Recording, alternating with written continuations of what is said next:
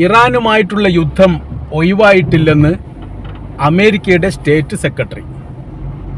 യുദ്ധത്തിന് തങ്ങൾ തയ്യാറാണ് എന്ന് ആവർത്തിച്ചുകൊണ്ട് ഇറാന്റെ പ്രസിഡന്റ് മസൂദ് പെസഷ്കിയാൻ ഇപ്പം നിലവിൽ തുടരുന്ന ഇന്നലത്തെ സാഹചര്യവുമായിട്ട് ബന്ധപ്പെട്ട കാര്യത്തെക്കുറിച്ച് പറയുമ്പോൾ രണ്ട് രാജ്യങ്ങളും പരസ്പരം വെല്ലുവിളി നടത്തുകയും ആയുധ ശേഖരങ്ങൾ നടത്തുകയും ചെയ്യുന്ന ഒരു സ്ഥിതി തന്നെ നിലനിൽക്കുന്നു എന്നുള്ളതാണ്.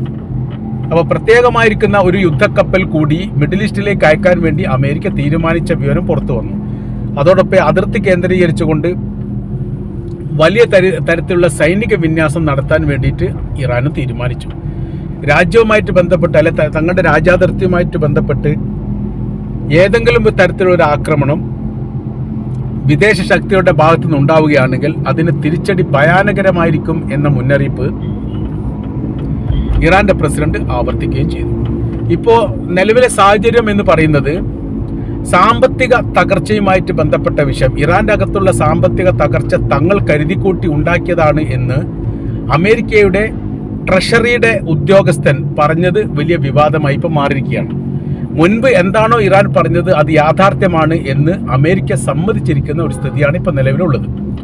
അപ്പോൾ അവർ പറയുന്നു, രാജ്യാതിർത്തിയുമായിട്ട് ബന്ധപ്പെട്ട് രാജ്യത്തിൻ്റെ പുറത്ത് അമേരിക്കയുടെ നിക്ഷേപങ്ങൾ, വിദേശ നിക്ഷേപങ്ങൾ അതൊക്കെ മരവിപ്പിക്കുന്നതുമായി ബന്ധപ്പെട്ടും ഡോളറിന്റെ വിനിമയവുമായി ബന്ധപ്പെട്ട കാര്യം അവിടെ നിന്ന് ഇറാനിൽ നിന്ന് ഒഴിവാക്കുന്നതിനെ കുറിച്ചും തങ്ങൾ മുൻപേ ആലോചിച്ചിട്ടുണ്ട്. അപ്പോൾ വിനിമയ ഇടപാട്, ഇറാന്റെ ഡോളർ വിനിമയം ഇറാന്റെ അകത്ത് നടക്കുന്നില്ലെങ്കിൽ സാമ്പത്തിക തകർച്ചകൾ ഉണ്ടാവും, തൊഴിലില്ലായ്മ ഉണ്ടാവും. അതുമായി ബന്ധപ്പെട്ട വിഷയം കർശനമാക്കിയത് ഡിസംബർ മാസത്തിലാണ്. 2025 ഡിസംബർ മാസത്തിൽ തങ്ങളത് കർക്കശമാക്കുന്നു. ആ കർക്കശമാക്കിയതോടനുബന്ധിച്ച് തന്നെ അവിടെ തൊഴിലില്ലായ്മ വർദ്ധിക്കുന്നു. അതോടുകൂടി ജനങ്ങൾ തെരുവിലിറങ്ങുന്നു. ഈ തെരുവിലിറങ്ങാനുള്ള സാഹചര്യങ്ങളൊക്കെ സൃഷ്ടിക്കപ്പെട്ടത് വിദേശ ശക്തികളാണ് എന്ന് മുൻപ് ഇറാൻ പറഞ്ഞത് ഇപ്പോൾ യാഥാർത്ഥ്യമാണ് എന്നിടത്തേക്കാണ് കാര്യങ്ങൾ എത്തുന്നത്. അപ്പോൾ ആ ഓരോരോ മാർഗങ്ങളും, അതായത് സാമ്പത്തിക തകർച്ച ഉണ്ടാക്കാൻ വേണ്ടി അമേരിക്ക സ്വീകരിച്ചിരിക്കുന്ന നടപടികൾ എന്താണ് എന്നുള്ളത് അദ്ദേഹം എണ്ണി പറഞ്ഞു. അതിൽ മറ്റൊന്ന് പറയുന്നത്, പെട്രോളിയം ഉൽപ്പന്നങ്ങൾ, ഇറാനിൽ നിന്ന് നിർമ്മിക്കുന്ന പെട്രോളിയം മറ്റ് രാജ്യത്തേക്ക് വിൽപ്പന നടത്തുന്നതുമായി ബന്ധപ്പെട്ട് പല രാജ്യങ്ങൾക്കും തങ്ങൾ എന്ത് ചെയ്തിട്ടുണ്ട്, നികുതി വർദ്ധിപ്പിച്ചിട്ടുണ്ട്. നികുതി വർദ്ധിപ്പിക്കുന്ന സമയത്ത് വലിയ രീതിയിലുള്ള സാമ്പത്തിക ബാധ്യത ആ കമ്പനികൾക്കോ രാജ്യത്തിനോ ഉണ്ടാവും. ഇത് വലിയൊരു ആശ്വാസം അമേരിക്കയ്ക്ക് കിട്ടും. അതോടനുബന്ധിച്ച് തന്നെ ഇറാനെ സംബന്ധിച്ചിടത്തോളം അവർക്കത് വലിയ തകർച്ചയിലേക്ക് അവർ എത്തുകയും ചെയ്യും. അപ്പോൾ ഒരു വെടിക്ക് രണ്ട് പക്ഷി എന്ന തരത്തിലാണ് അവരുടെ സമീപന നിലപാടുകൾ എന്ന് ചുരുക്കം. അതോടനുബന്ധിച്ച് തന്നെ മറ്റുള്ള കാര്യങ്ങൾ, അതായത് കറൻസിയുടെ നിക്ഷേപവുമായിട്ട് ബന്ധപ്പെട്ട കാര്യത്തിൽ നിയന്ത്രണം കൊണ്ടുവരിക, മറ്റുള്ള ബാങ്കുകൾ, ഇറാന്റെ ബാങ്കുകൾ മറ്റ് രാജ്യങ്ങളിൽ പ്രവർത്തിക്കുന്നുണ്ടെങ്കിൽ അതിന് നിയന്ത്രണം ഏർപ്പെടുത്തുക. അതേപോലെ തന്നെ അവിടുത്തെ സൈനിക മേധാവികളുമായി ബന്ധപ്പെട്ടവർക്കുള്ള സന്ദർശനങ്ങൾക്ക് നിയന്ത്രണം കൊണ്ടുവരിക. ഇങ്ങനെ കടുത്ത രീതിയിലുള്ള നിയന്ത്രണം കൊണ്ടുവന്നിട്ട് അല്ലെങ്കിൽ ഉപരോധം കൊണ്ടുവന്ന് ആ രാജ്യത്തെ ക്ഷീണിപ്പിക്കുക എന്നുള്ളത് തങ്ങൾ ആലോചിച്ച കാര്യമാണ്. പക്ഷേ വേണ്ടത്ര രീതിയിൽ അത് വിജയം വന്നിട്ടില്ല. വിജയം വരിക്കാൻ വേണ്ടി വേണ്ടത്ര വിധം സാധിച്ചിട്ടില്ല എന്നവർ സമ്മതിക്കുകയും ചെയ്തു. അതിൽ പ്രധാനമായിരിക്കുന്ന കാര്യങ്ങൾ രണ്ടെണ്ണമാണ്. അതിൽ ഒന്ന് അവർ പറയുന്നത്, അറേബ്യൻ രാജ്യങ്ങളുമായിട്ടുള്ള ബന്ധം യഥാർത്ഥത്തിൽ സാരമായിട്ട് തന്നെ അമേരിക്കയെ ബാധിക്കുന്ന ഒരു വിഷയമാണ്. അപ്പോൾ അവർ ഇറാനിൽ വലിയ രീതിയിലുള്ള നിക്ഷേപം നടത്താൻ തീരുമാനിച്ചിട്ടുണ്ട്. വലിയ രീതിയിലുള്ള സംവിധാനം ഈ കാര്യങ്ങൾ ചെയ്യാൻ വേണ്ടി തീരുമാനിച്ചിട്ടുണ്ട്. അതാണ് ഒരു കാര്യം പറയുന്നത്. രണ്ടാമത്തെ കാര്യങ്ങൾ പറയുന്നത്, ഈ റഷ്യയും ചൈനയും ഈ ഇറാൻ്റെ ഈ പെട്രോളിയം വാങ്ങാൻ വേണ്ടി തീരുമാനിച്ചു.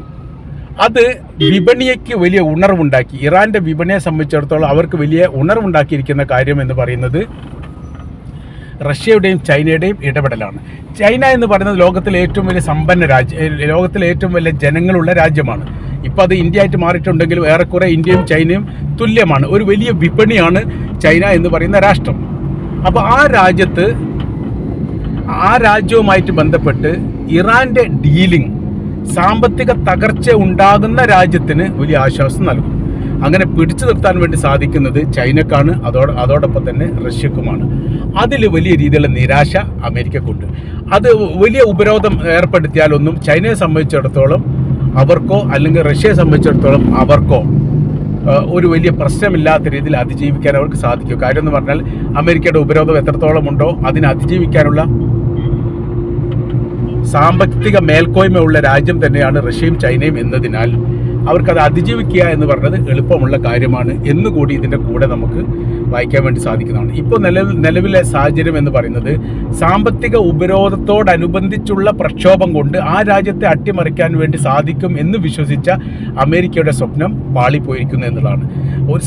അവരുടെ യുദ്ധവിമാനങ്ങൾ ഏകദേശം ഒരു 8% അല്ലെ 8% താഴെയുള്ള യുദ്ധവിമാനങ്ങൾ മാത്രമേ ഇറാൻ പരസ്യപ്പെടുത്തിയിട്ടുള്ളൂ എന്ന റിപ്പോർട്ട് ഇപ്പോൾ പുറത്തു വന്നിട്ടുണ്ട്. അപ്പോൾ അങ്ങനെ ആവുന്ന സമയത്ത് അവരുടെ തന്ത്രപ്രധാനമായിരിക്കുന്ന യുദ്ധവിമാനങ്ങളെല്ലാം അണ്ടർഗ്രൗണ്ടിലോ അതല്ലെങ്കിൽ കടലിൻ്റെ അടിഭാഗത്തോ ഏതോ മേഖലയിൽ സൂക്ഷിച്ചു വെക്കാനാണ് സാധ്യത. ഇതുവരെയുള്ള യുദ്ധം ചെയ്ത ഇസ്രായേലും ഗസയുമായിട്ടുള്ള യുദ്ധത്തിലോ അതല്ലെങ്കിൽ യമനും അമേരിക്കയുമായിട്ടുള്ള യുദ്ധത്തിലോ ഒന്നും ആയുധങ്ങൾ നശിപ്പിക്കാൻ വേണ്ടി സാധിച്ചിട്ടില്ല. അതിപ്പോൾ ഇസ്രായേലും ഇറാനും തമ്മിലുള്ള യുദ്ധം ഉണ്ടായിരുന്ന സമയത്തും 70% അവരുടെ മിസൈലുകളൊക്കെ തകർത്തിട്ടുണ്ട് എന്ന് അവകാശപ്പെട്ട അന്നത്തെ രാത്രി തന്നെ